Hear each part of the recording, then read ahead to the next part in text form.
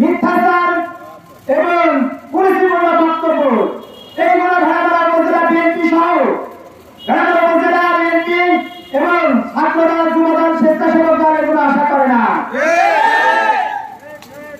তাছাড়াও 2 নম্বর ওয়ার্ডে দেখলাম বিভিন্নজন বিভিন্নভাবে হেয়প্রতিপূর্ণমূলক কথাবার্তা বলছেন। তাছাড়া 5 নম্বর ওয়ার্ডে দেখলাম আইন মাস্টার নামে একজন, তিনি শাহজাহানকে নিয়ে কুরুচিপূর্ণ কথাবার্তা বলছেন। তিনি যে